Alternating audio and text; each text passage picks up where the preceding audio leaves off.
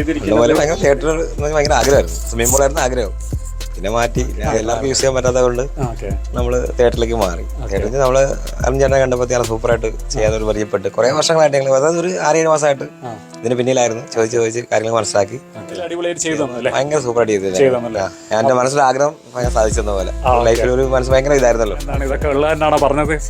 തന്നെയാണ് ആദ്യം swimming pool ആയിരുന്നു ആദ്യം ഉദ്ദേശിച്ചത്. അപ്പം എനിക്ക് ഇത്തിരി ബുദ്ധിമുട്ടായിരുന്നു, അത് മെയിൻ്റെനൻസ് ഇത്തിരി ബുദ്ധിമുട്ടാണ്.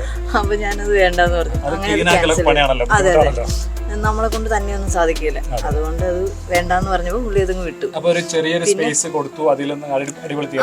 പിന്നെയാണ് തിയേറ്റർ ആയാലോ, അപ്പോഴും ഞാനത് തരുമ്പോൾ തിയേറ്റർ ആയാലും എങ്ങനെയായിരിക്കും, പിള്ളേര് പിന്നെ പഠിക്കൂലല്ലോ. അങ്ങനെ പറഞ്ഞപ്പോൾ പിന്നെ അച്ഛനെ അവനങ്ങ് ഫുൾ സപ്പോർട്ട് ചെയ്തു.